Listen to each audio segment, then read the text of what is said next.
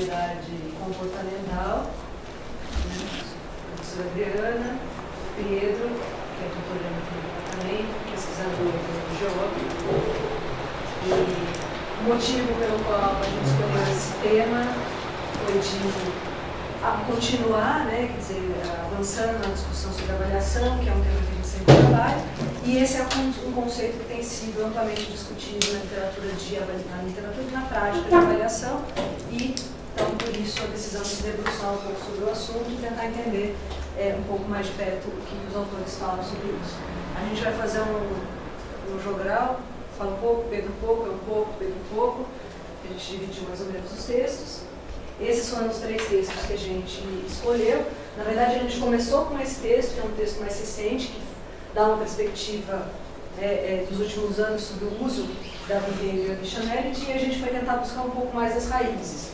Por isso a gente voltou nesses 2 textos, o de 2005, que é um texto do Laurent Bas e da Met, e esse texto, o capítulo 1, na verdade, desse texto da OCDE, que é do Georgiou, que é um pesquisador que é considerado um dos autores seminais nessa área da adicionalidade comportamental. E a gente resolveu ir na ordem cronológica para apresentar, porque achou que fazia mais sentido para a gente entender um pouco o desenvolvimento desses conceitos. Embora 2005 não seja a origem do conceito da Behavioral Additionality. Eles dizem que é mais ou menos de 95 a primeira vez que o conceito aparece. Bom, então eu vou começar falando desse texto aqui do Laurent, que é o texto de 2005. Interessante porque esse texto não é um texto que fala sobre avaliação. Tá? Então ele fala sobre a adicionalidade e fala da Behavioral Additionality, da adicionalidade comportamental, mas não com a perspectiva da avaliação. Ele diz que isso tem implicações para a avaliação, mas ele vai num ponto que para ele é o ponto anterior, que é o ponto da política, ou da racionale para as políticas de CTI e de que maneira o elemento da adicionalidade cabe nessa discussão das políticas. Então o que ele faz no texto? Ele vai olhar a lógica da intervenção do Estado e das políticas de CTI sob uma abordagem neoclássica e sob uma abordagem evolucionista, ou evolucionária, tanto faz, estruturalista. Então, sob a lógica da abordagem neoclássica, ele vai explicar o que são as entendidas falhas de mercado e, a partir daí, justificar a intervenção estatal e as políticas de CTI, e sob a lógica da abordagem evolucionista e estruturalista, aquilo que ele chama de falhas de aprendizado. E aí a ideia dele de adicionalidade, ela vai derivar dessa racionale da discussão das políticas. Então eu vou falar rapidamente do que ele coloca aqui nas 2 abordagens para a gente ir para o tema da adicionalidade.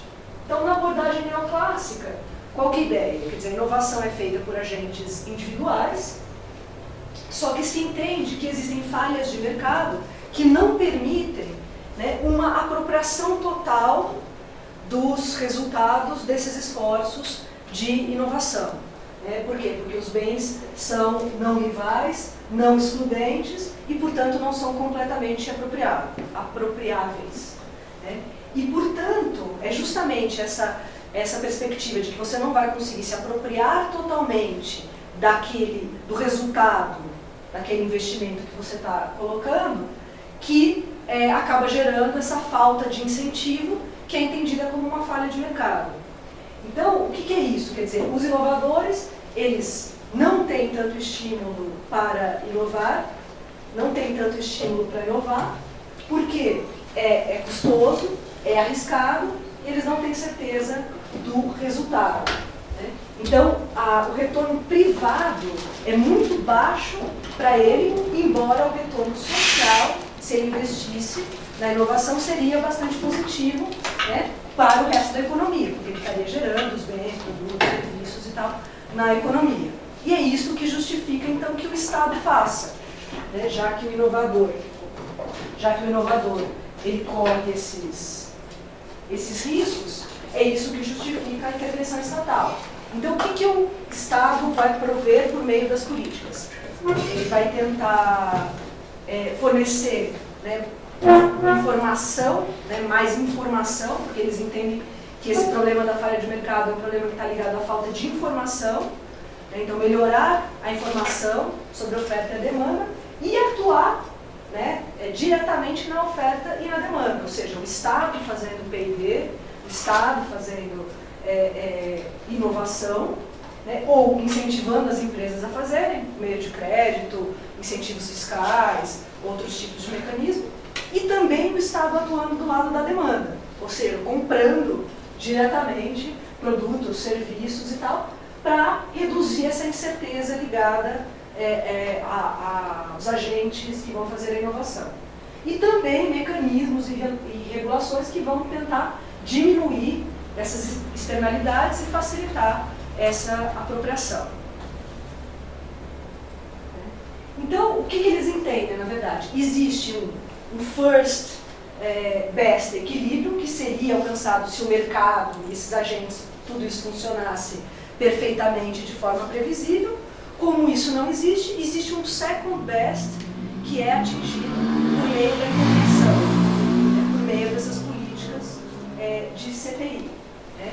E essa intervenção, sob a lógica da abordagem neoclássica, ela também se dá numa perspectiva mais linear. Quer dizer, você vai colocar dinheiro, vai fazer política científica e a inovação vai sair lá na frente. Então tem essa lógica linear e tem uma perspectiva de que a informação também é um elemento que pode ser adquirido, né? Não um elemento que é desenvolvido. Está muito claro? Está claro? Okay. Bom, sobre a abordagem evolucionária estruturalista, então, que é a segunda abordagem que ele coloca, ele fala, bom, ele agrupa, né, algumas abordagens, que é a abordagem evolucionária, a abordagem sistêmica e a knowledge base. Então, ele diz que ele vai falar sobre tudo isso junto, porque ele entende que essa é a tradição schumpeteriana, que tem menos foco nessa questão do incentivo para se fazer a inovação e mais o foco no processo quer dizer, de que forma que, uma vez dado o incentivo, você vai realmente conseguir o progresso científico, o progresso técnico, a inovação, e de que forma isso vai trazer o desenvolvimento econômico lá na frente. Então, o foco da abordagem evolucionária estruturalista é da capacidade de aprendizado, da criação de coisas novas, e aí tem tudo que todo mundo que está aqui, que fez, né, que teve a formação aqui no DPCT aprendeu, né, de atividade, fenômeno coletivo, path dependence, que é a característica dessa abordagem. Então, o que acontece nesse caso? Quer dizer, o entendimento não é que há falhas de mercado que não dão um incentivo para o inovador, mas que, no fundo, o que existe são falhas de aprendizado. Então, ele tenta fazer um parâmetro. E que também não existe uma situação ótima em que esse incentivo aconteceria naturalmente, porque a capacidade de apropriação dos resultados seria natural. Então, ele diz que o problema que há é que você tem, né, por meio do processo de busca e seleção, quer dizer, de você estar trabalhando e entrando em determinadas trajetórias tecnológicas dentro de determinados paradigmas, e que aquilo que é desenvolvido é sancionado em diferentes momentos pelas instâncias de mercado e extramercado, quer dizer, esse é um fenômeno natural, né? E que você precisa garantir que esse sistema ele continue evoluindo, quer dizer, né, que exista uma perspectiva de evolução desse sistema. De que forma? Evitando trajetórias ruins, permitindo novas trajetórias positivas, permitindo mudança de paradigma, permitindo diversidade e, a partir da diversidade, permitindo a operação, né, dessas instâncias seletivas, né? E, portanto, qual é o foco da política? O foco da política é justamente a superação dessas falhas de aprendizado, ou seja, garantir essa diversidade, garantir a escolha das melhores caminho pelas melhores trajetórias tecnológicas, as mudanças de paradigma. Portanto, as políticas elas vêm para possibilitar o desenvolvimento da capacidade cognitiva dos agentes. Então, ele está voltado para a criação de instituições, na realidade, né? Infraestrutura, interações coletivas. Então, sistema de propriedade intelectual, o incentivo à criação de redes de pesquisa, redes de inovação entre os agentes, para ajudar, né, esses processos de codificação e permitir os transbordamentos de conhecimento. Portanto, a política aqui está ligada a prover as condições para um processo seletivo mais apropriado, garantindo a evolução do sistema. Então, isso é o que ele apresenta, né, em linhas muito gerais sobre essas duas abordagens. Então, comparando, né, na visão neoclássica, o Estado é entendido como um elemento externo, né, e ele só é necessário porque há falhas de mercado, então a intervenção ocorre porque há falhas de mercado. E na abordagem evolucionária estruturalista, o Estado é parte do jogo de saúde. É parte do jogo e tem influência em todas essas mudanças. Portanto, as instituições públicas, elas vêm para criar, na verdade, né, esse ambiente institucional que vai promover a inovação. Bom, e a adicionalidade, né? Como que ele discute isso, né? Antes de discutir a adicionalidade, que no fundo é o que ele vai tentar verificar sobre a diferença que essa intervenção política, seja sobre a ótica da abordagem neoclássica, seja sobre a ótica da abordagem evolucionária estruturalista, traz para os agentes, né? Ele vai dizer, olha, embora essas abordagens estejam de alguma maneira claras, que você tem falha de mercado em uma, falha de aprendizado em outra, na prática não é tão simples identificar essas falhas e não é tão simples desenhar as políticas. E ele vai dizer que, inclusive, você tem várias políticas que são pensadas sobre uma lógica, uma abordagem, ou sobre outra lógica, que são as mesmas políticas. Só que o que está por trás, na verdade, a racionale que está por trás da política é que varia. Então, um exemplo que ele dá é a questão do sistema de propriedade intelectual. Sob a ótica da abordagem neoclássica, é entendido como um elemento que vai incentivar o inovador. Por quê? Porque ele tem a capacidade de se apropriar dos resultados lá na frente. Sob a ótica da abordagem evolucionária estruturalista, é um elemento que permite a codificação do conhecimento e o transbordamento desse conhecimento para os diferentes atores. Só que ele fala que a complexidade de você pensar essas intervenções políticas é que quando você corrige uma falha, você pode criar outra. Então, você permite a apropriação dos resultados da inovação pelo inovador, né, com a propriedade intelectual, mas você cria um monopólio também, por um determinado período. E, portanto, esse cara pode cobrar o que ele quiser pela inovação, porque ele tem o controle do mercado naquele momento, que é uma outra falha, então, que vai ter que ser corrigida por meio de uma outra política, que é determinar um tempo, por exemplo, para essa patente ou esse outro direito de propriedade durar.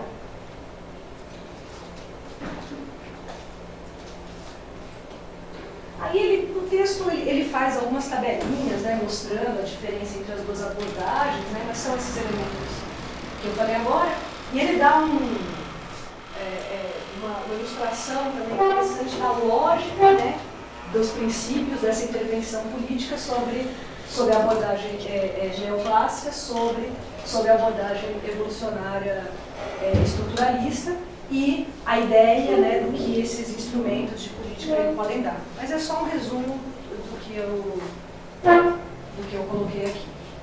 E aí ele vem, na terceira parte do texto, discutir a adicionalidade.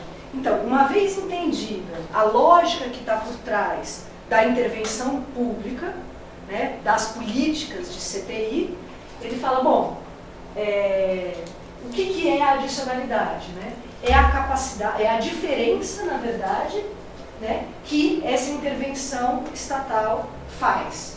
Ou seja, se eu não tivesse a intervenção estatal, como seria, tendo a intervenção, tendo a política, como é, de fato. E qual é a diferença entre essas duas coisas? É o que eles chamam de adicionalidade. Então, por quê? E por que medir ou por que se preocupar com a adicionalidade? Porque a adicionalidade é justamente o que vai justificar a intervenção. Por quê? Porque se a política não leva a nenhuma diferença, ela não precisa existir. Não faz sentido que ela exista. E aí, como medir isso? Tanto numa perspectiva ex ante quanto numa perspectiva ex post. Para fazer essa medição da adicionalidade, eles discutem a questão da hipótese nula. Quer dizer, o que é a hipótese nula? É o que seria se assim não fosse. Ou seja, se eu não tivesse a política, qual seria a situação? E aí você parte disso como um futuro imaginado. Então, por exemplo, se eu não tivesse a política atuando hoje, qual seria a situação daqui a 5 anos? Isso como uma situação imaginada no futuro. Da perspectiva ex ante, o que você faz? Você tenta imaginar como é que vai ser daqui a 5 anos tendo a política que você desenhou. E partindo do quê? Dos objetivos colocados na política. Eu estou dando crédito, não sei o quê, porque eu quero que as empresas invistam X% a mais. E meu objetivo lá na frente é ter mais tanto de inovação. Eu estou investindo em bolsa de pós-graduação porque eu quero ter mais pesquisador lá na frente. Então você compara o objetivo dessa política com esse futuro imaginado do que seria se assim não fosse, se eu não tivesse a política. A diferença é a adicionalidade vista sob a ótica ex ante. Vista sob a ótica ex post é o quê? É de fato o que aconteceu com a intervenção da política e o que seria se assim não fosse, se eu não tivesse a política. A diferença é que quando você mede isso ex post, de fato, não necessariamente é aquele mesmo quadro que você pintou, porque a política ela pode não ter alcançado aquele objetivo inicialmente delimitado, pode ter alcançado uma outra coisa que você não estava esperando, portanto a situação real é diferente da situação imaginada com essa hipótese nula. Só que aí ele vai explicar os tipos de adicionalidade e vai dizer, aí fazendo a ponte com a parte anterior da justificativa, né, um pouco dessas abordagens para a política, que quando a abordagem que está ligada à política está muito ligada a esse elemento da apropriação dos resultados lá na frente, ou seja, na ótica de uma abordagem mais neoclássica, o que importa, né, enquanto olhar para a política, é muito mais o input e o output da política.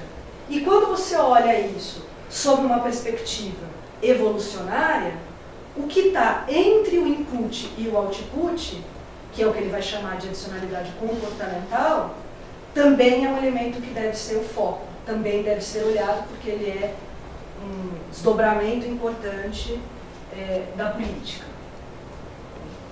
O que é a input additionality? Então, qual é a diferença que a política faz nos recursos, né, nos insumos, nos agentes do processo inovativo?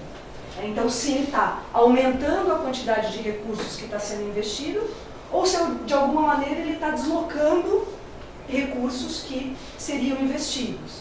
Então, ele dá um exemplo. Você faz uma seleção, numa subvenção, por exemplo, escolhe lá X empresas que vão ganhar o dinheiro para fazer a inovação. O fato de você dar dinheiro para uma empresa pode deslocar o investimento de uma outra. Porque como ela não foi contemplada, ela falou, eu não vou dar conta, com o meu próprio recurso, de competir com aquela que ganhou o recurso. Então, isso também deve ser medido na input additionality. E a output additionality é justamente o resultado. Ou seja, o que eu gerei, então, desse processo inovativo?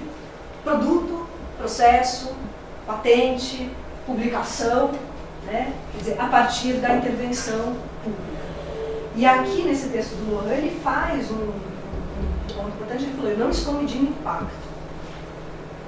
O output additionality é resultado previsto pela política e não desdobramento desse resultado, tipo, nos sistemas econômicos e tal. Que é uma coisa a se pensar, porque eu acho que seria uma lógica meio parecida. Mas a gente pode discutir. Tem algumas medidas de resultado se confundem com de impacto. Depende do que a política estabeleceu. O limite é meio No caso pode ser resultado, no outro pode ser Pode ser impacto. Indicador de impacto, dependendo do que é a partir do objetivo. É a partir do objetivo. Então ele fala que esse é um esquema clássico de você medir que diferença uma política faz. Né? E que tem um pé numa lógica de que você faz uma intervenção porque você quer chegar lá no resultado planejado. Só que ele... Mas essa questão é mais espelho, porque não tem a ver exatamente com o objetivo da política, porque os objetivos são muito amplos, né? Fomentar, e não está dito ali que no fundo eles esperam que aumente o produto, que... muitas vezes não está tão explícito. Tem a ver de fato com os instrumentos concretos que foram implementados por aquela política. Isso. Que ela está de fato mexendo de que forma ela está fazendo a intervenção de fato. Nesse caso você tem que arbitrar, quando você vai avaliar, você tem que arbitrar que resultado. Aqui, de que resultado e que impacto. Exatamente. Mas ele não entra muito, principalmente nesse texto, ele não entra muito nesse debate. Ele diz, olha, não, isso aqui não tem a ver com impacto, tem a ver com o resultado esperado. E às vezes com o resultado também não esperado que pode acontecer. E aí é aqui que eles adicionam então o ponto. Ele fala, olha, mas quando você olha isso numa ótica evolucionária, em que a mudança importa, em que você está olhando de que forma um sistema evolui a partir das capacidades do aprendizado dos agentes, é importante, além de medir o input e o output, medir a variação ou a mudança de comportamento. Ou seja, de que forma a política tem uma influência no comportamento dos agentes. Né? E aí ele coloca um ponto que depois no texto do Georgiou eles voltam a esse ponto, ou do Bloch, não, acho que é do Bloch, que é o último texto, que ele fala, olha, muitas vezes a behavior additionality, ela acaba sendo buscada não como uma preocupação de fato para medir o comportamento dos agentes, mas porque há uma ausência de adicionalidade de input e de output. Então, como você não tem um resultado, de fato, da política, você fala, olha, eu não cheguei no produto, não sei o quê, mas mudei o comportamento. Então, que ela tem esse elemento também um pouco de criar uma legitimidade, muitas vezes no contexto de uma avaliação. Embora não seja esse o argumento que eles usam para dizer que é importante. Eles dizem que é importante porque isto também é, de fato, e segundo eles, a mudança mais importante que uma política vai trazer. Principalmente quando essa mudança de comportamento, ela traz um elemento de persistência ao longo do tempo. Tanto que ele, além da behavior additionality, né, no texto do Lohan, ele coloca a cognitive capacity additionality, que ele diz que é aquilo que vai um pouco além da mudança de comportamento, mas é a mudança da própria capacidade cognitiva do agente. E que, na verdade, é isso que é o fenômeno persistente. Tipo, então, sei lá, você mudou a cultura do cara sobre a forma dele pensar a inovação, né, ou a forma dele gerenciar a inovação. Então, é isso que, na verdade, vai causar uma mudança persistente, porque daí isso acaba durando, mesmo que a intervenção, que a política termine. Tipo, ele vai se tornar um cara mais propenso a inovar, porque ele mudou sua forma de pensar. A interatividade é um elemento também considerado, a interatividade com os agentes? Sim, sim. Tanto que esse é um dos elementos que eles mais dão exemplo nos 3 textos de como você mede a adicionalidade comportamental. Quer dizer, a capacidade de interagir, de criar redes, como sendo um elemento fundamental. E aí o que ele diz, né? Qual a conclusão que ele chega? Ele falou, bom, primeiro ele resume um pouco a questão da política, né? As políticas que derivam das duas abordagens não são antagônicas, que eu já falei um pouco, que elas estão lidando com diferentes tipos de falhas, né? Falhas de mercado, falhas de aprendizado, mas o que para ele justifica é que você não tem que escolher por uma abordagem ou outra, mas trabalhar numa perspectiva de que você pode criar um policy mix, portanto essa ideia de policy mix, né, já também é bem antiga, né? Então, policy mix entre as políticas de CTI e também de interação com outras políticas, e que a forma de avaliar, e esse é o ponto mais importante para a gente aqui, a forma de avaliar as políticas derivadas dessas duas abordagens também difere, e que o conceito de adicionalidade é que pode ajudar nisso, porque a hora que você incorpora essa perspectiva evolucionária, a adicionalidade comportamental passa a fazer mais sentido. Esse é o recado do texto do Lohan e Mate. Mihei. É mulher. Então, e é legal porque ele dá um bom encadeamento, né, com o texto de 2006, que é o texto da OCDE, mas o autor é o Georgiou, que é o texto que o Pedro vai falar, porque aí ele vai, embora ele repita alguns conceitos, a gente pulou essa parte, a gente não repete os conceitos, mas ele vai justamente explicar como é que eu meço, então, por quais dimensões eu vou medir a adicionalidade comportamental. Bom, gente, boa tarde. Conhece o Pedro. Derivando da discussão que está em 2005, a questão é exatamente como avaliar impactos de intervenção governamental e associando a discussão, porque do ponto de vista das finanças públicas, a ideia de adicionalidade ela já existia, né?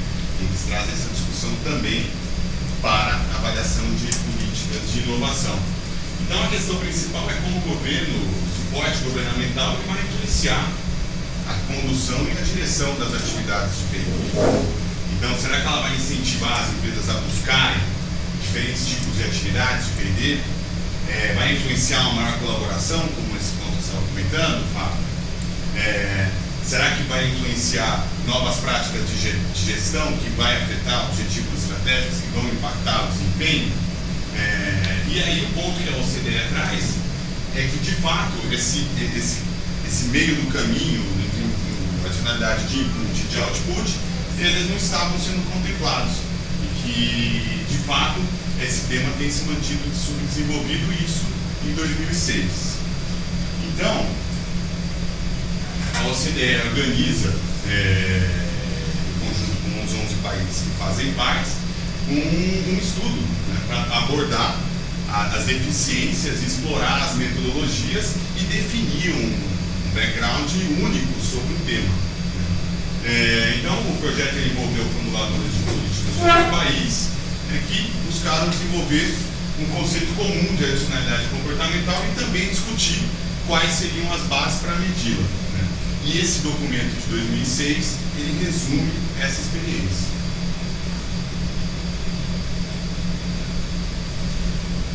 Então, o ponto, como a Adriana estava explicando, ela está relacionada às limitações, né, que, influenciadas pela visão neoclássica, a adicionalidade de input e de output tinham, acredita-se que tem, né, que estariam relacionadas a abordagens padronizadas de avaliação. E aí são dois problemas que são destacados no documento. O primeiro é a capacidade de distinguir entre um único projeto patrocinado e o esforço de inovação de longo prazo de qual ele é parte. A necessidade de ir além dos impactos específicos do projeto, mensurando mudanças estratégicas mais gerais na organização.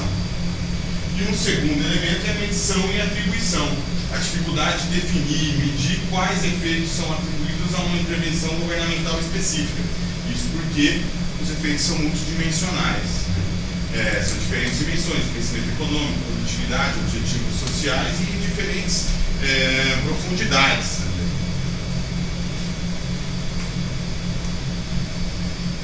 Então, o conceito de adicionalidade comportamental, do ponto de vista destacado pela OCDE, é que você requer uma compreensão dos processos de inovação empresarial e do impacto da intervenção governamental sobre a PDI, né? Formulado em termos de inputs e outputs, mas também de adicionalidade comportamental. Porém, tradicionalmente, a avaliação ela trata a empresa como uma caixa preta, né? A ideia é que essa visão ela é exógena e não entra dentro da empresa, né? Então, o que demanda um olhar mais aprofundado sobre os processos internos e os impactos internos. E aí, o que eles vão sugerir? Duas correntes teóricas que eles acabam unificando: a teoria baseada nos recursos e a da inovação de valor. Esse é o background que eles consideram, como inicialmente, né, que é um documento inicial, depois eles vão concluir isso, que é uma primeira tentativa, como um primeiro passo para analisar de fato essas competências dinâmicas que estão sendo desenvolvidas dentro da organização. Por quê? Porque a RPV ela vai vincular o desempenho da empresa com os seus recursos e capacidades. As empresas são consideradas como um conjunto de recursos e capacidades que são únicos e difíceis de imitar. né? E a ideia é de que apenas esses recursos de difícil reprodução é o que garante a vantagem competitiva sustentável. Então, se a intervenção governamental ela tem que gerar uma adicionalidade, ela deveria permitir, então, um aumento dos recursos e capacidade da empresa, de tal forma que resulte no desenvolvimento de vantagens competitivas. E, nesse sentido, mudanças nos processos de gestão da inovação podem ser considerados como adicionalidade comportamental. Além da RDV, que posiciona as competências dinâmicas de forma a estabelecer paralelos com os concorrentes e estabelece posicionamento, a gestão estratégica baseada na inovação de valor, ela destaca a importância da construção de novas competências que resultem ao acesso a um novo negócio ou um novo mercado totalmente inexplorado, né? A perspectiva da inovação de valor propõe que as empresas que mais crescem são aquelas que são capazes de entrar em novos segmentos de mercado. Então, a ideia, mudança do comportamento, o ponto central é que essa perspectiva ela leva a questionamentos que podem mudar o comportamento estratégico da organização.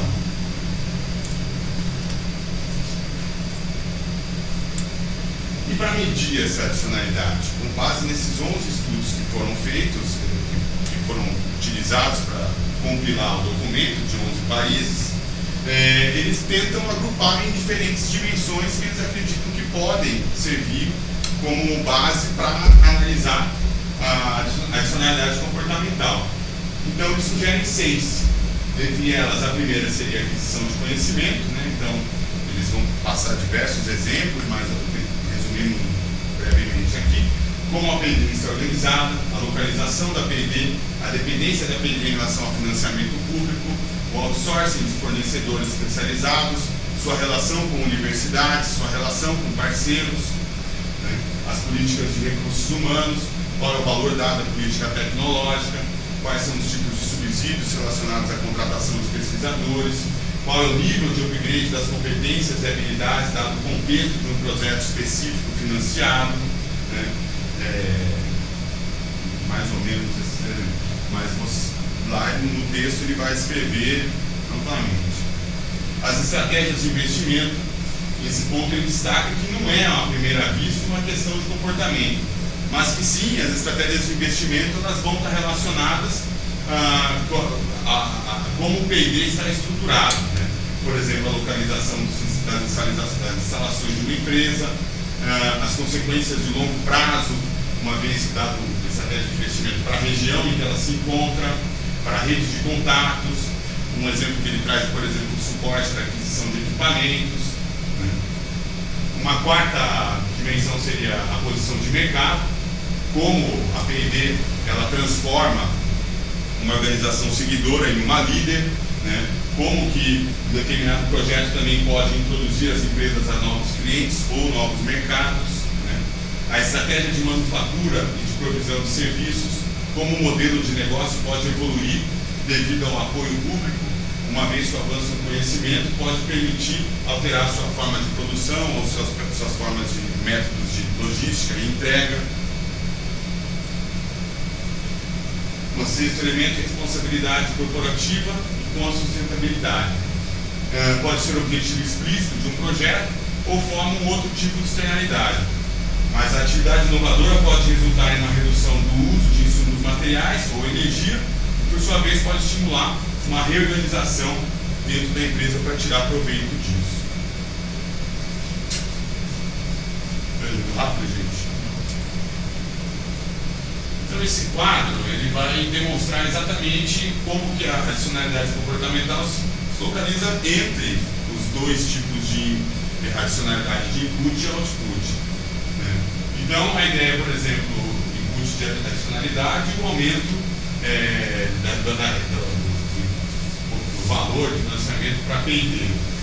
No output de adicionalidade de output, quais seriam os elementos? Novos produtos no mercado, novas patentes, market share, lucratividade e, no meio do caminho, a adicionalidade comportamental, que poderia estar relacionada à estratégia e à operação, num nível de projeto e num nível de organização ou empresa.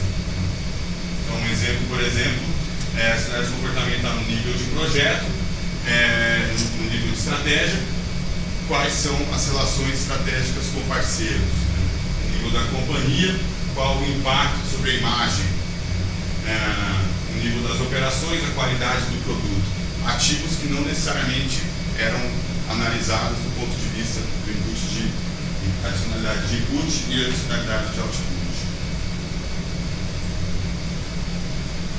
E aqui, para vocês terem uma ideia, são 11 países, mais um estudo da União Europeia, e ele descreve um pouco da metodologia que foi utilizada para agrupar e conciliar esses conceitos.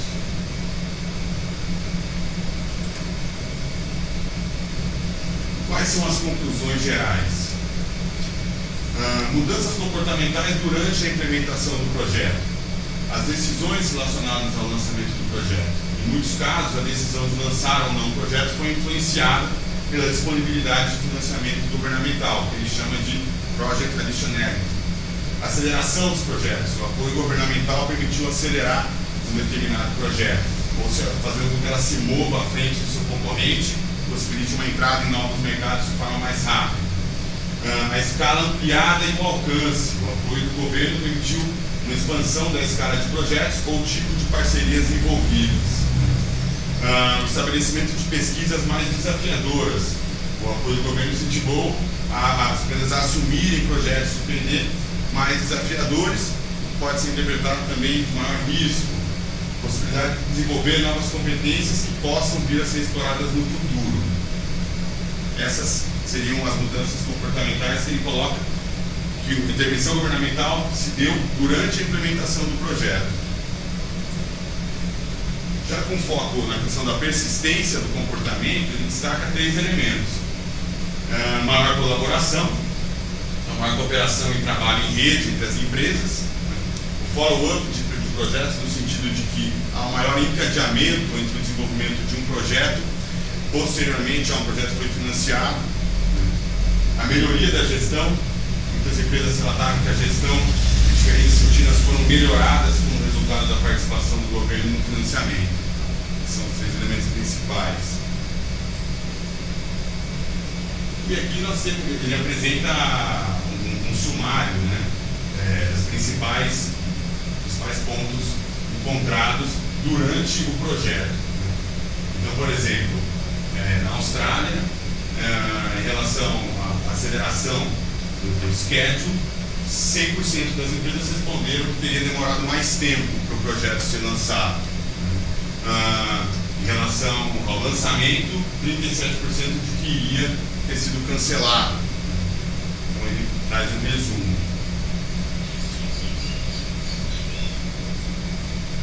E depois o impacto da participação do governo. Então, ainda na Austrália, 67% formaram novas colaborações com outras companhias. 48% formaram novas colaborações com universidades ou institutos de pesquisa.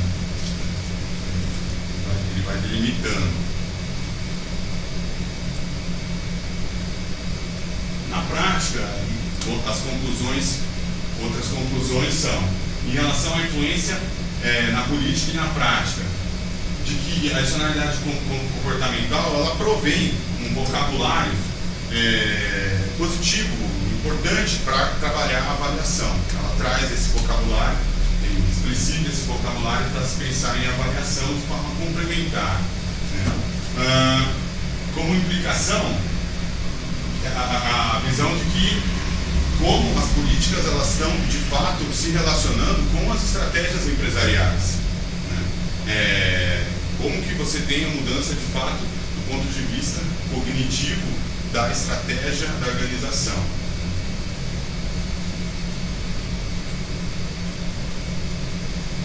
E também tem conclusões relacionadas aos elementos conceituais que estão sendo trazidos.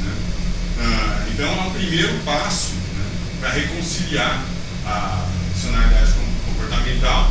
A adicionalidade comportamental é o primeiro passo para reconciliar essa discussão com as capacidades dinâmicas na gestão. É uma literatura que não tinha, no trabalho da OCDE, não estava se articulando de forma completa.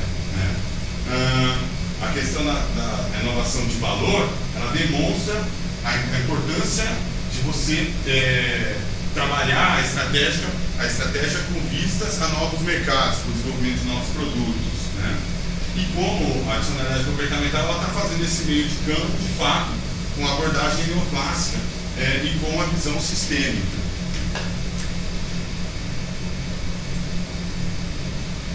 O comentário final é de que a adicionalidade comportamental, o conceito, ele também vai estar aberto a analisar impactos negativos, né, que você não necessariamente teria acesso. Essa é uma discussão que a gente estava até tendo mais cedo, o quanto que você, ao analisar outputs, você de fato consegue identificar um resultado negativo do ponto de vista de caracterizá-lo, né, ao passo que você pode localizá-lo, mas você não consegue explicar de fato o que aconteceu dentro da organização para ele ter sido um input negativo. Então esse é um comentário final. E um exemplo seria você direcionar um grupo, um conjunto de empresas para rotas tecnológicas na qual elas não vão conseguir se manter posteriormente, ou mesmo uma política está sendo mal desenhada e você está conduzindo as empresas para caminho prejuízo. Agora nós vamos rapidamente, né, o texto do Bock e do Éder, que é um texto mais recente, que é o que aconteceu com esse conceito, né, nesse intervalo, quer dizer, entre esse texto, entre a origem do conceito em 1995, esses textos de mais ou menos 10 anos depois, que colocavam a importância desse conceito para se pensar a avaliação de políticas, e de que forma isso foi usado de fato na avaliação de políticas nesses 6 anos mais para frente aí do estudo da OCDE. Então, o que esse texto do Bock e do Éder fazem, eles trabalharam uma base de avaliações de política de inovação na União Europeia. Então, eles tinham 200 e tantas avaliações de política de inovação que eles levantaram, criaram uma base que é Innova Appraisal, tem uma super base sobre isso, e classificaram, então, como que foi a avaliação em termos de propósito, em termos de resultado, em termos de metodologia, em termos de desenvolvimento, de um monte de coisas. E, enfim, eles, claro, trabalharam esses dados dessa nova Appraisal sobre diferentes óticas, e o interesse aqui, né, do Bock e do Éder nesse texto foi justamente olhar o elemento da adicionalidade comportamental, entendida, né, como essa mudança persistente, né, nos beneficiários da política, assim, de que forma eles estão mudando o comportamento a partir dela. E aí, o que eles chegaram à conclusão foi que esse conceito ele não é um conceito único dentro das avaliações de política de inovação. Então, eles conseguiram distinguir quatro conceitos que, na verdade, nesse conjunto de avaliação estava dizendo respeito a behavior additionality, mas que eles viam como tendo algumas nuances diferentes. Então, as 4 categorias que eles criaram. Numa primeira categoria, né, que a gente pode chamar de uma behavior additionality mais fraca, eles estavam falando que eram estudos que consideravam na verdade, aqui eles não estão falando dos estudos, eles estão falando da literatura de behavior additionality. A parte que eles olham os estudos é depois do texto. Olhando a literatura, eles acharam 4 definições. Então, a primeira definição é como se fosse a adicionalidade comportamental sendo vista quase como uma extensão da input additionality, né? Então, que você está olhando de fato os recursos e os insumos colocados, mas tentando olhar alguns elementos adicionais. Por exemplo, isso permitiu maior escala, permitiu maior economia de escopo nos investimentos, permitiu algum tipo de aceleração desse investimento, né? Então eles dizem assim, você está começando a pensar na questão do comportamento, mas está ainda muito mais ligado à questão do input, ligado essencialmente a atividades de P&D e inovação, e de forma não persistente, quer dizer, você mede isso no momento em que você tem a intervenção. Então, esse seria o primeiro conceito. Numa categoria B, eles fizeram uma certa evolução em relação à categoria A da literatura, né? Você já começa sim a olhar a questão do comportamento relacionada às atividades de P&D e inovação, mas ainda não está olhando isso de forma persistente. Está olhando isso num determinado momento do tempo, a partir da intervenção política. E está olhando só também para atividades de P&D e inovação. A terceira, que eles dizem, bom, aí eu estou chegando próximo daquilo que eles consideram, eles não dizem ideal, mas está para subentender naquilo que eles acham que deveria ser, né, a visão de adicionalidade comportamental, é aqueles que olham a mudança de comportamento persistente no tempo, ou seja, como que isso foi evoluindo, né, foi acontecendo ao longo do tempo, mas ainda ligado com as atividades de P&D e inovação. E o conceito, a categoria D, é aquilo que eles consideram as mudanças no comportamento geral da empresa, que vai além da P&D e da inovação e é persistente no tempo. E que eles dizem que o próprio conceito do Lohan, lá de 2005, que é o da Cognitive Capacity and Functionality, está muito ligado a essa categoria D. Ou seja, você não está dizendo só da mudança do comportamento, mas você está dizendo da capacidade de aprendizado dos agentes, e isso acaba influenciando várias dimensões, vários elementos, além da P&D e da inovação. Só que ele fala, bom, olhando isso, né, o que a gente consegue perceber que há de problemas, na verdade, nesse conceito? Porque é isso que ele traz no texto, o conceito ainda não está definido, não está circunscrito na literatura. Ele fala que tem dois problemas. Falta uma melhor unidade de análise. Por quê? Porque eles dizem que mesmo a medida de comportamento, você acaba colocando isso, traduzindo isso como input e output deste comportamento, e não a medida do comportamento em si. Então, sei lá, quanto dinheiro foi colocado para fazer colaboração, né? Quantos projetos saíram das colaborações, mas não o processo da colaboração em si. Então ele fala que, portanto, o conceito ainda carece de uma unidade de análise mais apropriada, que é olhar a rotina, né? De que forma a rotina se modifica no nível micro da firma, no nível meso, que é o conjunto, né, das empresas, e aquilo que ele chama do nível macro, que ele fala do conceito do Nelson de tecnologias sociais, mas que no fundo está falando de mudança institucional mais geral, né, de valor, de comportamento e tal. Então esse é o primeiro ponto que ele fala, o conceito ainda carece disso. E também ainda carece de um melhor framework, né, uma melhor base de análise. Por quê? Porque se você está trabalhando a mudança, se esse é o elemento, então você tem que entender a mudança, tentando entender de que forma ela se origina, de que forma ela se adapta, de que forma ela se retém dentro da rotina organizacional. E que para ele, claro, isso tem implicação metodológica. Né? E aí ele traz uma coisa aqui que pode ser muito bonita na prática, eu acho que seria interessante, mas cria uma dificuldade imensa para você fazer avaliação. Porque ele diz, bom, hoje, como é que você mede a adicionalidade? Voltando àquela história da hipótese nula, você considera duas situações, como se fossem dois mundos estacionários, um mundo que é com a intervenção política e um mundo que, como ele seria sem a intervenção, e a diferença entre essas duas coisas com uma adicionalidade. E ele diz que a medição mais adequada seria ver todo o processo que foi necessário para que se chegasse nesta situação, o que significa todo o encadeamento de decisões no âmbito organizacional que foi levando o indivíduo àquela escolha. Então, como se você construísse uma árvore decisória mesmo, em um determinado momento eu optei por investir nesse projeto porque eu tinha financiamento. Neste outro momento eu decidi mudar a estratégia da empresa por causa disso. Então você comparar esta situação de quem é beneficiário da política com o mesmo encadeamento de decisões daquele que não é o beneficiário, para tentar entender aonde, no contexto da decisão, a intervenção faz a diferença. Que é legal, mas operacionalizar você tem que fazer praticamente o estudo de caso para entender isso.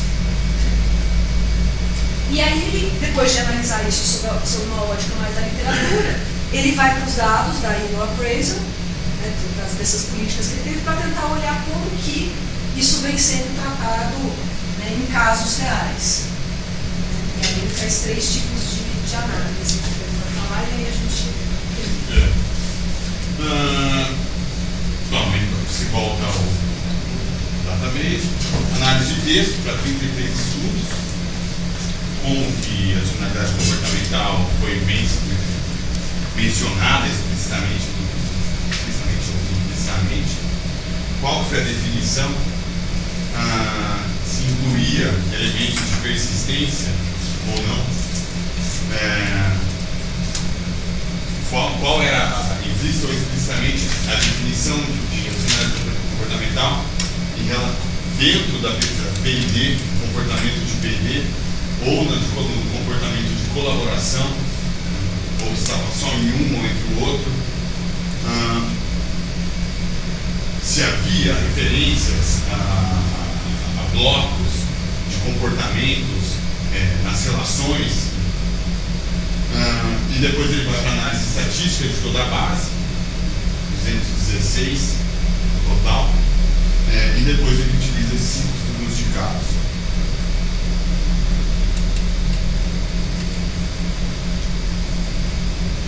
E depois ele vai categorizar, né, na prática. Não persistente, extensão de adicionalidade de input ou de mudança, vai usando aquelas categorias. Categoria C1, qual que é a mudança persistente no comportamento. Categoria C2,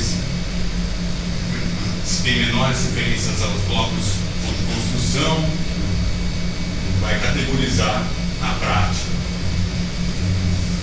Quantos por cento das avaliações que eles analisaram recaem nesses casos, que utilizam que tipo de conceito?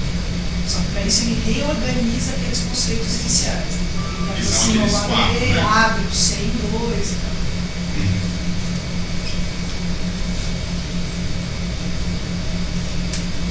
Flotando é essa configuração que ele encontra, que há problemas, né?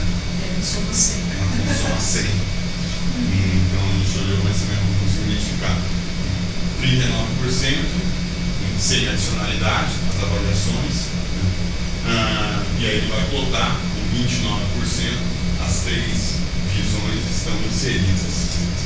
11% apenas de adicionalidade comportamental, 4% de adicionalidade de input, 9% que vai sobrepondo quais seriam essas, então se utilizando desses conceitos.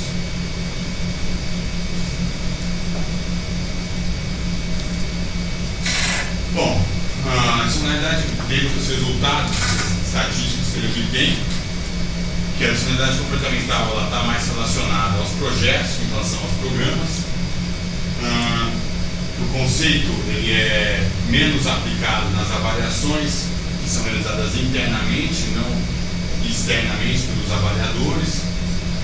O conceito está mais aplicado naquelas avaliações que especificam a metodologia em termos de referência e demandas relacionadas à adicionalidade comportamental. Né? Em relação à coleta de dados,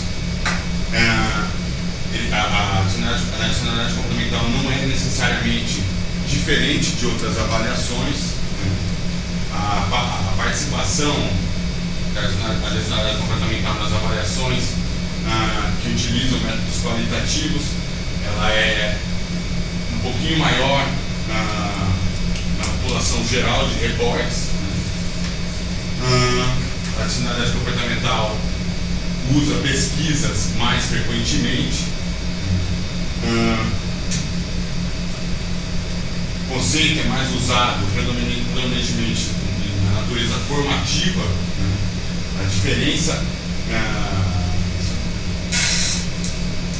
mais em avaliações, quer dizer, era esperado que ela aparecesse mais em avaliações formativas do que somativas, porque está muito mais ligado, quer dizer, ao processo de implementação da política, mas o que eles percebem é que ela aparece também em várias avaliações somativas, que estão olhando os resultados da política.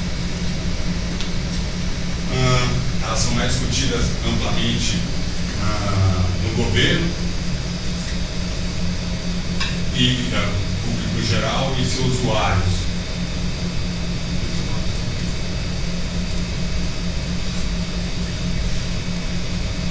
Esse aqui é um pouco maior do que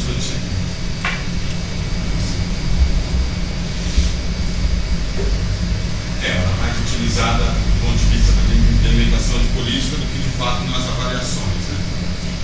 Eu acho que o que dá para derivar daí, quer dizer, não tem um corpo metodológico próprio que se coloca.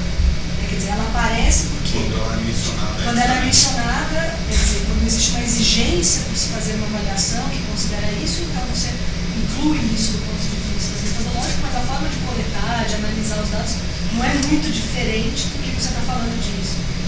Ela é mais feita por agentes externos, porque pressupõe-se que a pessoa precisa ter um conhecimento do que é isso. E às vezes os grupos internos, né, de avaliadores, às vezes não têm o conhecimento disso e tal. Mas assim, ao olhar esses resultados da análise estatística, não aparece assim como um elemento muito destoante do resto das avaliações. Mas não é uma coisa que está... Ela aparece, a impressão que eu tive, ela aparece quando, de fato, ao formular a avaliação, ela é dada atenção a ela. Isso, é exigida, né? Senão não identificam os elementos dessa. Depois ele tem, e apresenta também no artigo, os estudos de caso, né?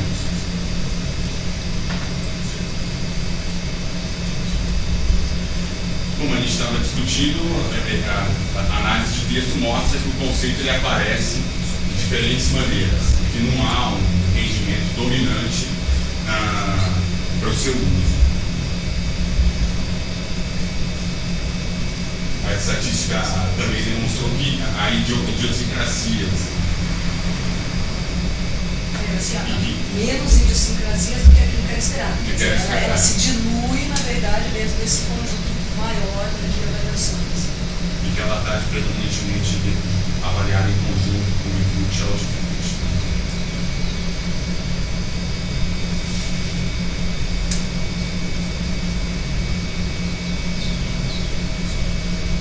E que a análise dos casos comprova que ainda há, o conceito ainda há de ser construído, né?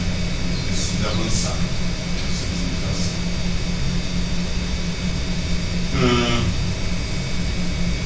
E ela pode estar, ela se separa, né? No primeiro ponto, no comportamento em si, de forma integrada, complementar com outros conceitos tradicionais de input e output, impacto, e de forma instrumental, que era o ponto que a Dana estava comentando, para justificar a ausência de um resultado de output positivo. Aí você usa para ter alguma coisa, verificar a concentração.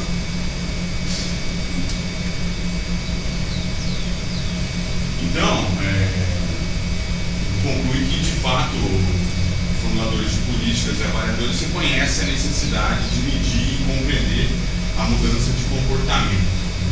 Mas o conceito ainda está aberto e está sendo utilizado de forma diferente dependendo do contexto da avaliação. E estava comprometendo também o seu uso. E ainda requer uma base teórica e um modelo para a sua análise a ser desenvolvido.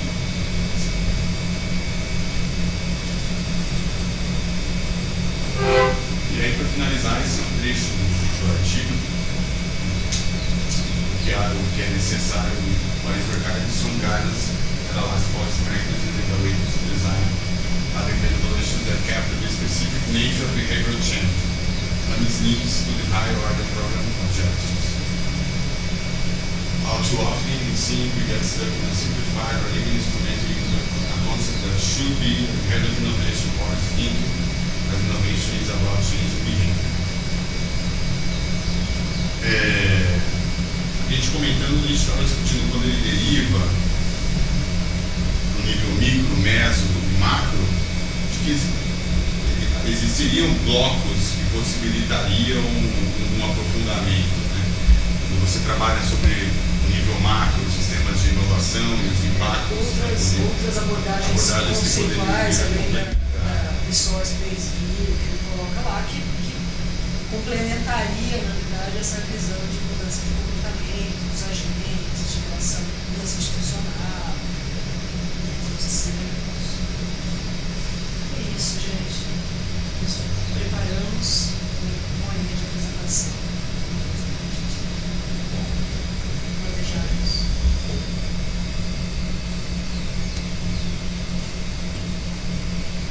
O conceito me parece, quando a gente vai para a árvore de decisões,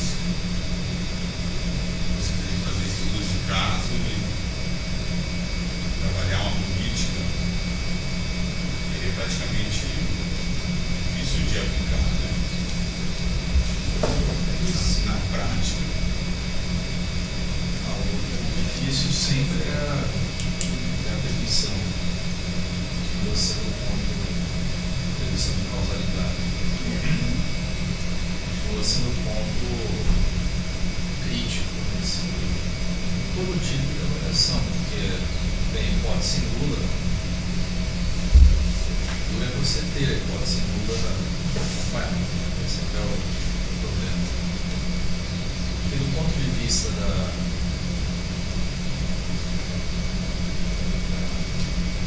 ideia de ser, não é à toa que tem 4 categorias, 5 estudos que eles encontraram na televisão, o Rock e o Weber, porque todo mundo é mais ou menos intuitivo nas avaliações, você olhar isso, olhar se houve uma mudança comportamental, né, em relação ao objeto principal, ao objetivo principal da política, seja de inovação, seja controle. Então o uso continua sendo da garra a parte metodológica, não só pelos indicadores que derivam dessa abordagem, que você precisa buscar indicadores que meçam a questão comportamental, e acho que a grande contribuição que eu vejo aí é isso, como é que você mede quais indicadores melhor representam esse comportamento, a mudança de comportamento. Mas, por outro lado, continua a dificuldade universal de avaliação de atribuir causalidade, né, nesse tipo de avaliação. É que naquelas 4 categorias tem gente que usa grupo de controle, tem gente que não tem um pouco de tudo.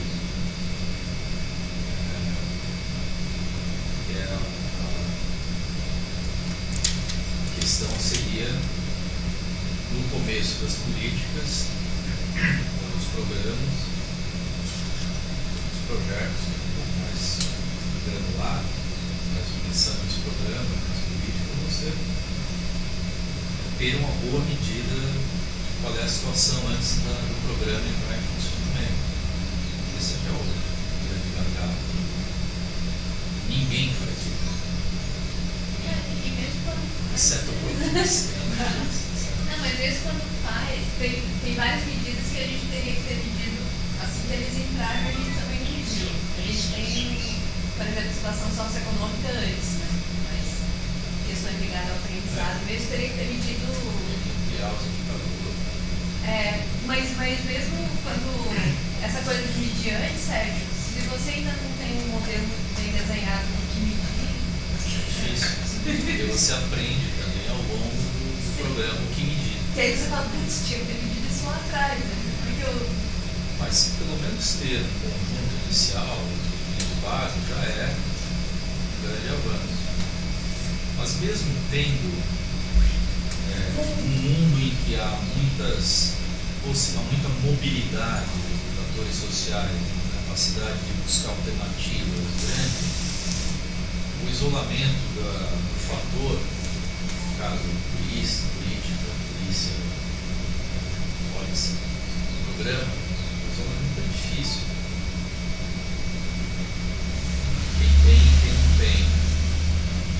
Quem não tem arruma outra coisa. Na avaliação do profissional, a gente montou o grupo de comparação, mas eles ficam mudando. É difícil controlar o grupo de controle. Porque, por exemplo, o aluno do Profis ele entra com o Profis, ele abandona, presta o vestibular e entra no vestibular. Quando a gente seleciona um novo grupo de comparação do outro ano, ele entra no grupo do outro ano. Aí a gente fica lá, não, você vai ficar aqui, né? Mas em termos de efeito, depois a gente vai ter, quando for fazer a análise mesmo, vai ter que ficar controlando os. O agravante nesse tipo de abordagem, metodologicamente, que acho que é o principal gargalo,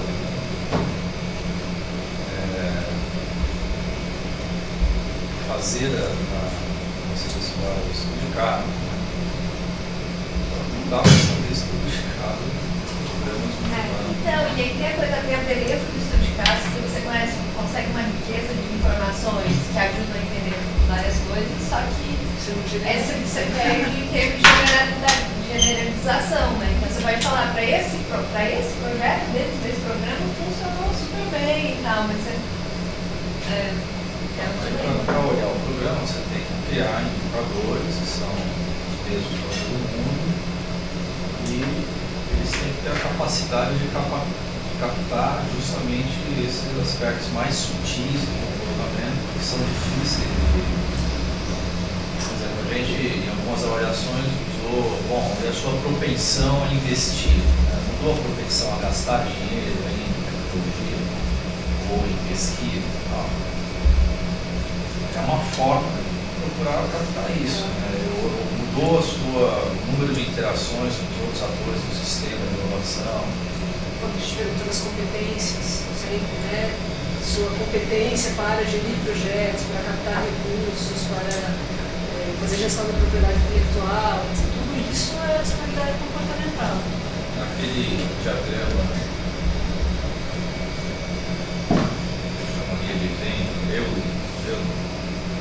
isso, das três bolas ali, você pode colocar aí. Eu acho que ele, os trabalhos que a gente tem feito, que são mais comuns também, é só ir botando setinha para cima e vai. Mas acho que não está conectado. Não está assim. Você está indo lá para onde você tem os tipos que eles dividem em input, output e behavior. Behavior é o processo. A maioria desses temas que eles discutem é de processo. Que, a maioria, embora não some 100, eu também não tentei somar mais treco. Mas tem alguma coisa que não pertence ao outro, então não foi possível a gente pergunta para eles. Aliás, abrindo parênteses, os dois devem ver aqui Márcio, o Abdullah e o Edson. Só ficaram 2 semanas aqui também. Mas a maioria, até que deu 29, 30%, pega um pouco de input, um pouco de output e um pouco de behavior. Comportamento. Eu acho que as nossas avaliações têm ficado ali naqueles 29. Dificilmente faz uma avaliação só de mudança do input, que seria, sei lá, investimento, por exemplo, mas ou de output, novos produtos, novos processos. Ou dificilmente também é só de comportamento. Você também vai medir. E para medir o comportamento, mudança de comportamento, eu tenho que ter algum parâmetro que me diga algum dado objetivo. Ainda eu tenho, mas é bom ter algum dado objetivo. Sei lá, publiquei mais, ou fiz mais tecnologia, depositei mais patentes, produzi novos produtos de output.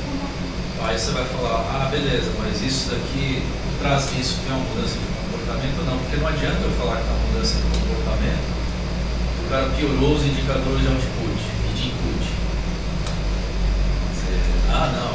mais propenso hoje. Mas escuta, os seus indicadores são Também não tô fazendo piorou. Não, por isso que é um pouco artificial essa separação. Uma coisa tem a ver com a outra. Uma coisa tem a ver com a outra. Não posso falar que eu mudei meu comportamento. A pergunta se segue tá bom, mostra alguma evidência que você mudou. Essas evidências elas estão nos inputs e nos outputs. Talvez possa ter evidências que estão só no comportamento. É aquela coisa do tipo, não, eu mudei, mas eu ainda não cheguei lá. Que é aquela história do uso para justificar. Falar, não, preciso achar alguma coisa que esse programa deu. Mas eu acho que tem uma outra questão que eu não sei se isso é discutido com mais profundidade, mas é a questão de achar que o behavior evolutionary é bom sempre, né? Então a gente via no PIB, o cara vivia de PIB. Isso é bom, né? Assim, Mudei o comportamento, agora não preciso mais ganhar dinheiro. Ou por exemplo, negativo, mas isso a gente tem que dizer que é negativo, quem avalia. Sim, mas mas assim, fica parecendo que não, a gente tem que medir isso porque isso é ótimo, né? Isso mostra, mas tem também Os pipeiros. tem os pipeiros, tem os bolsistas profissionais, né? Que ele teve bolsa no ensino médio, bolsa de iniciação, bolsa de universidade, bolsa de doutorado, bolsa de pós-doc, bolsa de... Lembra quando a gente fez uma pesquisa que a gente chegou e teve, tipo, sei lá, 8 bolsas da FAPESP, bolsa, tem bolsa de pós-doc, bolsa de JP, alguns, Enfim, eu Fala. Toda hora. desculpa. Não, imagina, eu estava rindo, Adriana. Não, só porque ao longo da apresentação eu vi muita ligação com a minha tese. Embora, no caso da minha tese, a motivação não tenha sido uma política, mas sim uma decisão estratégica, meu objetivo foi muito olhar para o processo, exatamente para essa coisa da mudança de comportamento, eu não usei essa abordagem, né, conceitual, mas eu olhava muito assim para a criação de novas rotinas, para a criação de como você mudar a sua rotina de modo a desenvolver novas competências. E aí eu vi muita, embora também eu não tenha feito esse esforço de a partir da descrição dessas mudanças de comportamento, desenhar indicadores, mas eu acho que dá para fazer um esforço nesse sentido. Assim. Então, aí pensando em indicadores exclusivamente de comportamento, então nesse sentido de criação de grupos de trabalho na empresa para tentar implementar algo novo nesse sentido, de conseguir delinear um projeto para obter um financiamento a partir de uma política, de uma força-tarefa, de esforço de contratar pessoas com perfil X ou Y. Enfim, acho que há um espaço aí para a gente tentar pensar em indicadores de comportamento propriamente dito, né? Que tenham, claro, ligação com o outputs, mas que meçam de fato o comportamento. Lá, com certeza, daria para puxar várias coisinhas. Não sei se seria o caso de aplicar isso nos nossos projetos, se seria essa aplicação direta hoje. Eu acho que não há dúvida que é uma boa abordagem. O objetivo da política quase sempre é justamente mudar o comportamento. Fazer, nesse caso, que as empresas investam mais, tenham mais inovação, gerem mais valor. Né? Então, isso depende das decisões empresariais, basicamente. Você vê como essas decisões mudaram a coisa mais importante.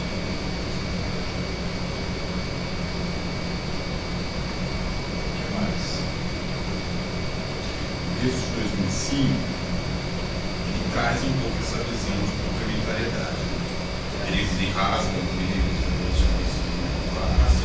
visão que fala do outro, mas depois ele argumenta de que não é que nós estamos falando de um ou outro, nós estamos falando de trabalhar com todo esse referencial teórico e ampliar o escopo da análise.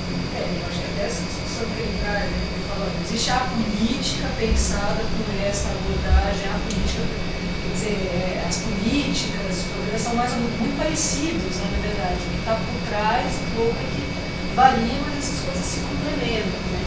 Pensar isso de forma complementar. Tanto o texto da OCDE de 2006 quanto o texto do Lula, eles resgatam esses pontos que estão lá no texto do Lula de 2005, falando de clássico, que a gente não for repetindo e tal. Mas você vê que tem uma construção ali ao longo do tempo desse conceito, dessa discussão mais teórica.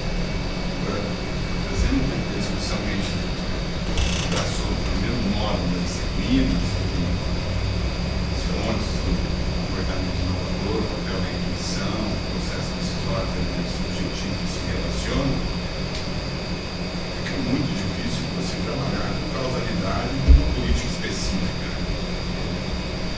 São várias políticas, e além da política, o contexto econômico, social, posicionamento estratégico, que às vezes não está nem relacionado, também estão influenciando as decisões.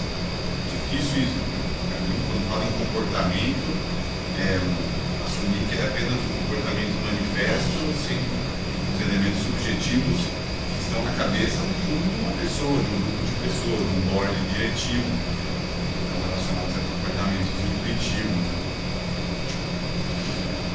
A causalidade ali foi exatamente.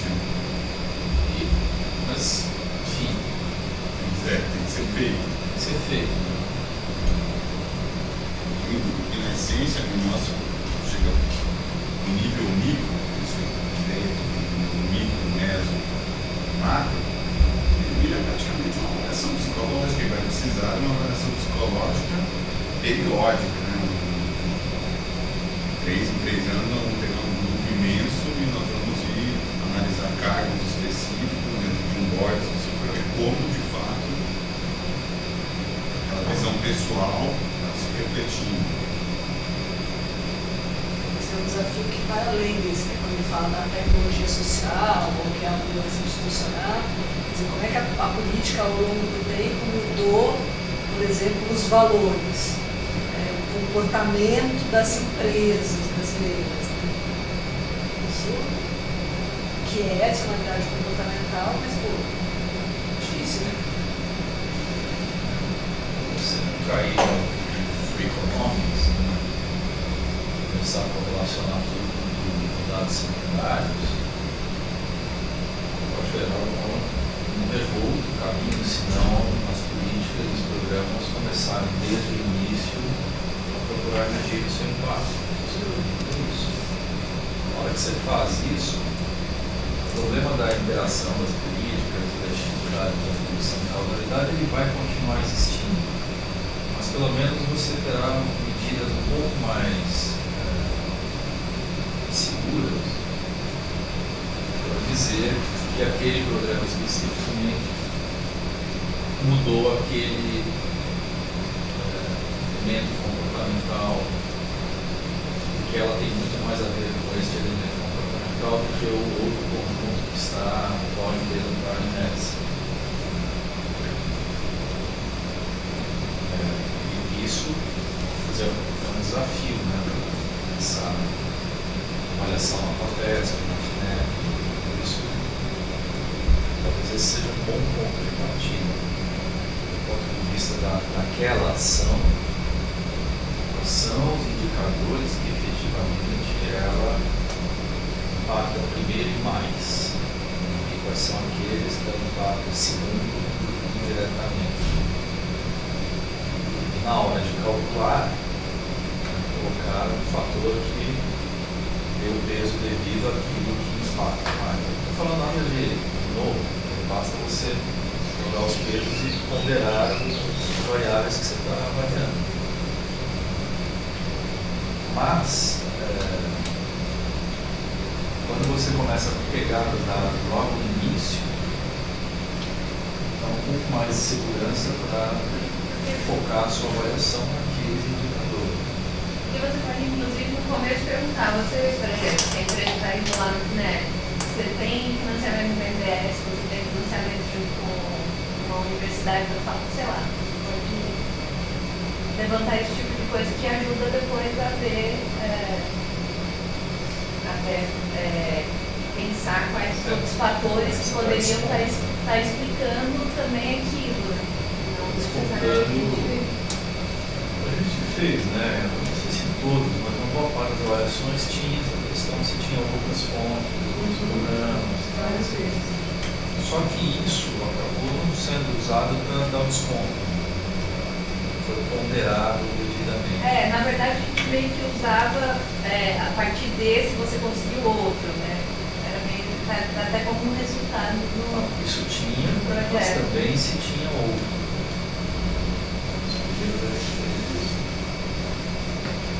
Tem jeito, né? Todo produto de avaliação será aproximado, não tem muito. Exceto se é uma coisa muito categórica, muito específica, você consegue isolar bem. Fora isso, vai ficando coisas desse tipo que são difíceis de isolar. Financiamento para inovação tem 10, 15 linhas. E tem mobilidade. Uma sociedade democrática, liberal, é difícil, né? Ou você segue o sujeito, faz uma etnografia, que é uma forma também de se avaliar. Mas aí você vai conseguir fazer de 1, de 2, de 10. É que a ideia é que a etnografia pode te ajudar a modelar para você tentar Depois pensar escolher, nisso, de como recolher isso de forma que você não precisa fazer etnografia. Se você pegar os sujeitos certos.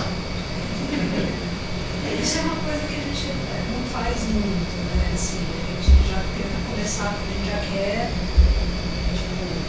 olhar isso de uma forma abrangente, tentar pensar todos os indicadores e tal. Mas de vez em quando começar com isso, né? Ir lá, sentar com o bolsista, ir lá, sentar com o cara que ganhou o PIB, tentar entender, ficar ali. Faz, né? Porque primeiro você tem uma decomposição. Aí junta, monta as hipóteses e valida isso. Chama os atores para pensar. Não deixa de fazer isso nunca. Nenhuma avaliação a gente deixou de juntar. Então, mas um o que dia queimando pestana para ver se aquilo mesmo não é. mas fala que você, antes de fazer a decomposição, esse elemento de conversar com a empresa, conversar com o bolsista, ser um elemento para fazer a decomposição. A gente normalmente conversa com a coordenação do programa, né? A partir da visão que ele tem do que vai ser a missão, do que está sendo esperado e tal. É muito difícil, nesse caso que a gente acabou levando adiante, esse FAPESP 3, os temáticos e CIPIDs, a gente fez isso. Sentou com o Fernando, sentamos com o Coutinho, discussão com ele. A gente paramos, né? É um trabalho. Hoje em dia a gente olha para isso e fala, é um trabalho. A avaliação acho que é a coisa que mais trabalho dá. Eu brinquei lá na disciplina da ProSA que depois que eu trabalho normal de avaliação, todo mundo vai tirar essa perspectiva da vida. Assim. E eu ainda mais falo que eu não acredito que a avaliação feita em tese de dissertação. Então, de fato, não vou ter nunca mais mexer com isso. Avaliação. Eu acho que a gente tem mais um tema ainda esse ano, né? Qualquer O grupo de controle, né? do grupo de controle. Acho que esse também fecha, né? Completa o. É quinta, porque ele não pode quarta, é isso? E a agenda dele, o filho. Vem ele e o filho. Que dia que é? 27 de novembro.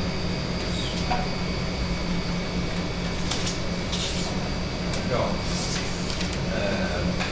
Alguns elementos são mais posicionamento de mercado, avaliação de objetivos estratégicos, É isso sim. Decisões de diretoria, por exemplo. Se o tema está lá, o problema é atribuir, né? conselho, do board, de diretoria, planejamento, quanto disso se deve ao... Recentemente uma vez montando um software, eles propõem algo muito simples: gerenciar reuniões.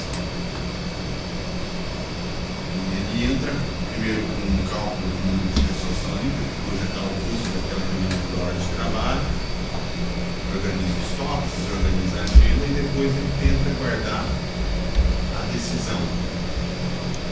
E aí, o que me veio à cabeça era estudando o processo decisório todo, que a gente poderia elaborar um arquivo com todas as decisões e serviria, por exemplo, de pensar, tentar mapear um estudo de cálculo, pensar esse tipo de análise que ele sugere para um arquivo decisório. Você pode ver, tem vários reuniões que a ata é obrigatória e a ata é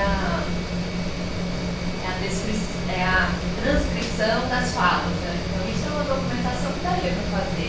Vamos fazer um text mining, essas coisas. Ou se não fazer uma análise qualitativa mesmo para ver cada uma das decisões, como é que elas... Na próxima reunião. E aquele assunto? Alguém fez alguma coisa? Não.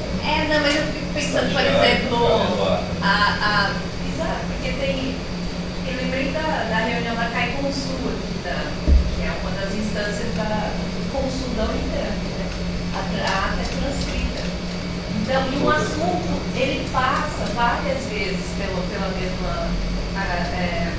que às vezes ele passa como informe, depois ele passa como expediente, depois ele passa como decisão, depois ele passa como informe de novo. Então, por exemplo, se você quer ver como que foi decidido o processo de avaliação institucional 2015, você pode ler as atas e você vai ter ali o registro, inclusive as deliberações que saíram dali. E eu acho que conselho de empresa talvez tenha um elemento parecido, porque precisa, se o jornal descobriu que o cara não foi mandado embora, ele pediu demissão e tal, e o que o presidente falou e tal, essas reuniões. O problema é que essas datas não são certas quando é um conselho de uma empresa de capital aberto, em sessões que são... Elas são abertas a um sócio. Então, mas assim, se você está fazendo uma avaliação ali dentro, se tem a anuência do conselho, talvez Eu acho que é uma boa fonte, sim, com certeza. Mudança comportamental. Vou gravar, né? No caso lá na empresa de alimentos, que o presidente falou, puta, vamos tocar esses projetos, agora vai ter informação, semana depois. Completamente. Corta tudo. Corta tudo, para de besteira, não distribui o EBITDA aí, porque você pode então, ter a questão do timing. mudança de comportamento que são temporárias. A empresa muda um ano, aí no segundo ano volta às práticas antigas, né? E aí eu fiquei pensando na questão da definição de tempo da análise, né? Porque eu acho que pode facilitar a definição desses indicadores para nos medir a adicionalidade.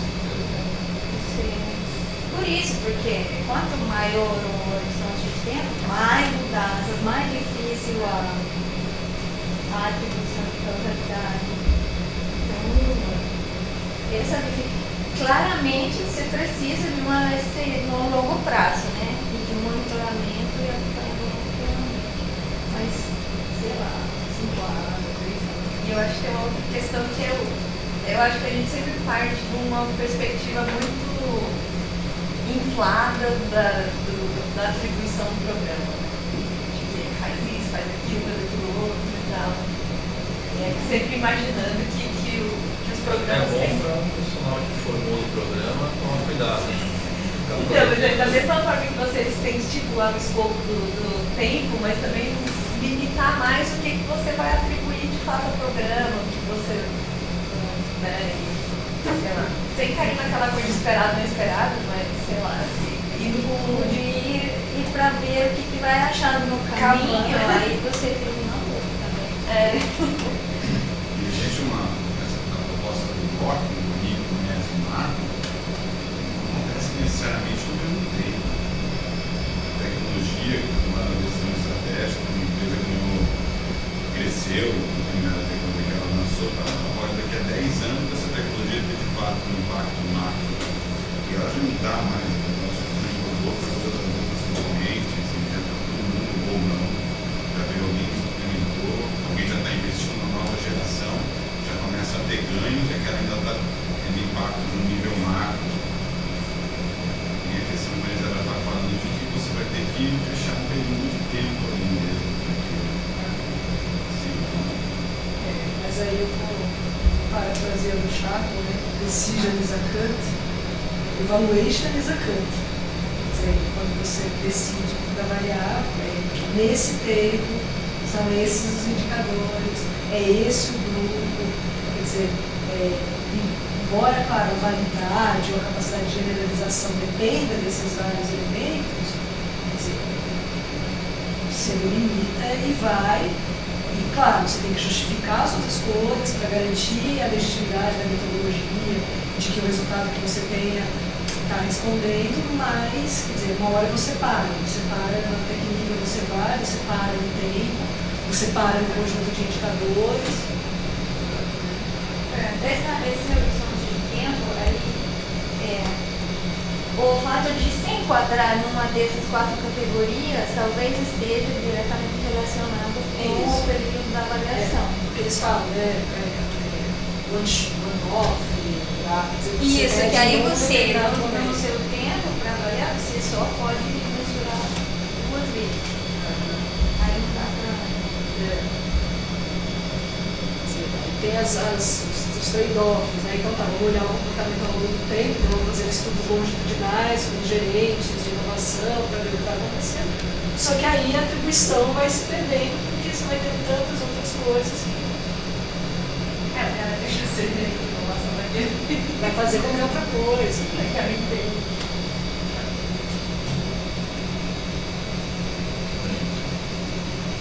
Ótimo. Acho que é bom que a gente vai sempre avançando nas próximas. Não sei se vale a pena a gente começar a colocar desta forma. Porque nós fazemos isso, Sim. só não dá o nome. Mas talvez, numa perspectiva exatamente, de concorrências para projetos de avaliação e tal, você Começar a dar um nome. dar os Que eu nomes, fiquei vai pensando. mostrar que na verdade você já faz isso, sabe fazer isso e tal, mas isso chama assim, segundo você faz Mas eu fiquei pensando uma outra coisa, que seria uma excelente uma tese de mestrado e tal, que é olhar a nossa experiência de avaliação e ver sabe, documentar o que a gente fez, assim, esse programa foi avaliado assim com esses indicadores e conversar com a literatura, isso é behavior, isso é output, isso é, sabe, isso seria muito interessante. um dia nossa nacionalidade comportamental. E A definição do geral. Isso Nosso foi feito, comportamento de avaliador mudou ao longo do tempo. Isso foi feito com biólogos Modelo paciente. foi feito com biólogo através da fala e tal, mas eu acho que daria um esforço desse individual, de mestrado, doutorado, mas eu acho que seria um excelente auxílio FAPESP regular. Seria paciente com estudo da OCDE, mas para menor. Da avaliação de gelómetro.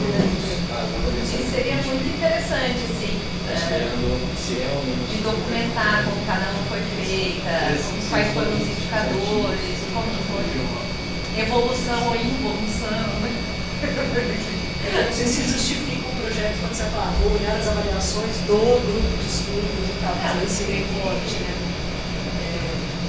Não, você tem que achar uma meio de justificar isso, né? Você pode falar evolução da avaliação e inovação no Brasil. Exatamente. Escolhi o carro, bolsas, biota, agricultura. Tinha uma época que a gente queria fazer um banco de questões, né? Pegar todos os estudos de avaliação e montar um banco de questões. No fundo, a minha secretária sempre tem que escrever de novo. Não, mas por isso, a gente já falou nisso, de montar o banco de questões, mas eu acho essa outra coisa mais relevante do que banco de questão, porque a questão...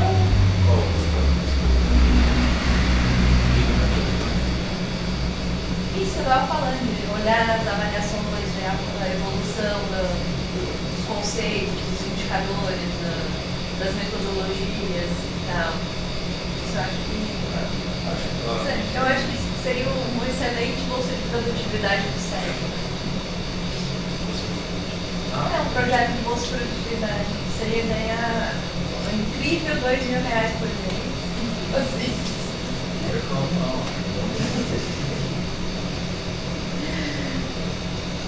Quem sabe na sua área alguém morreu e você consegue pegar a bolsa dessa pessoa. É mais ou menos assim.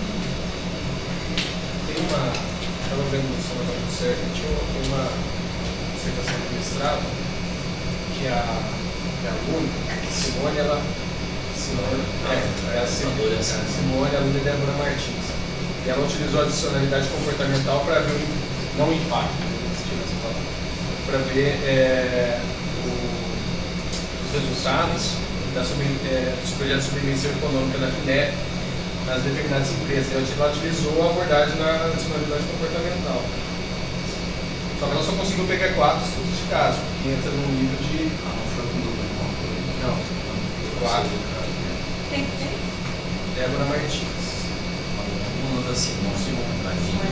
Inclusive é interessante, porque ela utiliza assim, subitens da dissertação dela para citar trabalhos, e muitos dos trabalhos tem análise do PIB, do PIT, do de biólogo e tal, trabalho. Porque assim, estudo de caso, a avaliação do programa.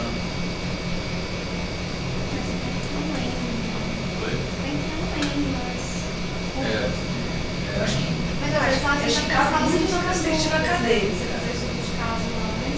Mas veja, o estudo de caso foi o elemento que o Jojo fala quando você quer ver, você tenta medir o programa ou a agência pelos projetos. Tem coisas que passam, e aí fala, a ferramenta para fazer isso é estudo de caso, aquele texto lá do modelo do iceberg. E o que você consegue pegar com um questionário em projeto é um pedacinho de uma coisa muito maior. Então. Até mesmo. E aí ele fala, aí ele mostra lá os 2, 3 exemplos lá foi financiado, esse pedacinho foi financiado pelo projeto tal, mas a partir disso eles evoluíram para isso. E o impacto daquele projeto era assim, eu acho que eles nem tinham tido faturamento daquilo, mas juntando todas as coisas a partir daquilo era um faturamento. A avaliação das universidades, o sistema de avaliação de universidades do Reino Unido, que é sistema de impacto nas universidades, eles fazem o estudo de caso. Cada departamento tem que montar um mini estudo de caso de como uma determinada pesquisa trouxe um determinado impacto social, que a Kate passou para a gente no curso de políticas. Então, sei lá, o departamento de física da Universidade de Liverpool montou um museu de ciência a partir de uma pesquisa X que eles tinham feito. O cara lá, a pesquisa da abelha que trouxe um medicamento X, Y, Z. Já é alguma coisa. Porque aí, a partir disso pode fazer meta-análise do estudo de caso e tentar puxar elementos. Começar a criar mais informação. Hoje, de manhã, foi uma reunião montando a 40ª política de ciência e tecnologia do Estado de São Paulo. Faço parte lá do grupo e tem vários grupos paralelos, onde tema que me coube elaborar a avaliação. Quando eu apresentei e falei que a política deveria cuidar disso no sentido de que os programas, alguns programas e agências introduzirem avaliação sistemática. Usado aqui ali no grupo houve reações contrárias, né? Principalmente por causa da universidade.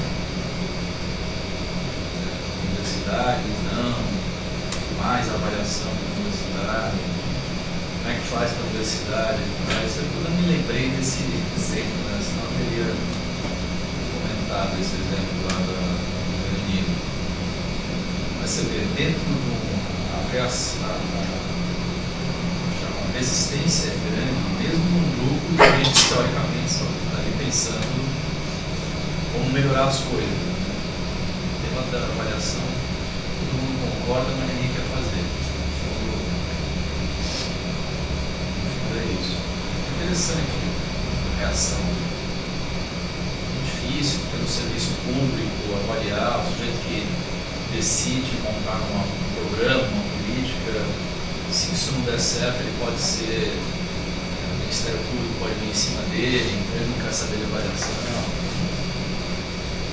Quando não é isso, né? Que é jogo e nem é isso que você vai fazer. Você vai atribuir na política o programa que a Ana montou e a volta lá de processar. Até porque Mas pode ser feito isso já está dado. Sim.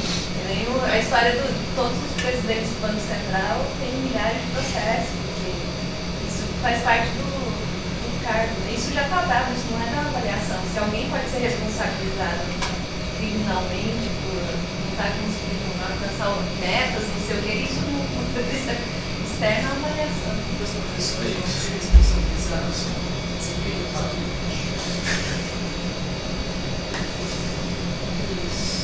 Mas se você pensar, por exemplo, no caso das universidades estaduais paulistas, elas tomam a história do orçamento como uma coisa natural, mas você não tem como ter com as OS, né, um contrato de gestão, alguma coisa parecida, tá bom, eu te dou esse dinheiro aqui do ano que vem, mas você tem que fazer isso, fazer aquilo, não sei o que. Tá? Hoje, mais de uma hora da reunião, eu sugerindo todo o sistema das universidades e os institutos virassem a OS, trabalhassem, porque hoje as universidades não têm mecanismo nenhum de governança, nenhum. Elas têm autonomia, recebem orçamento e fazem o que querem.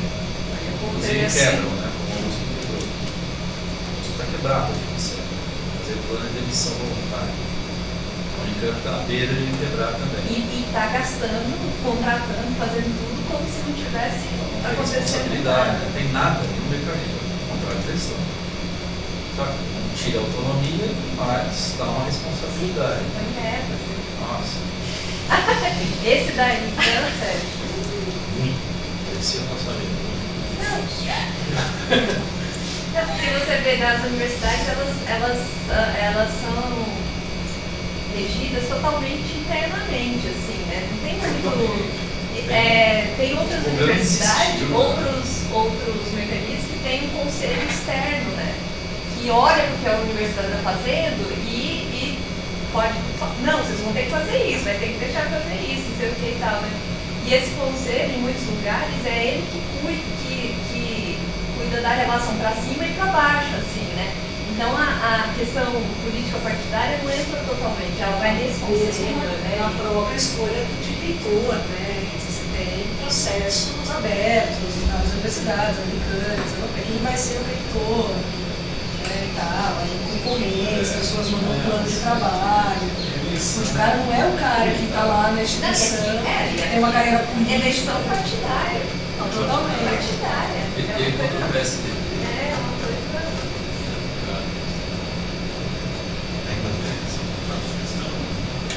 Não.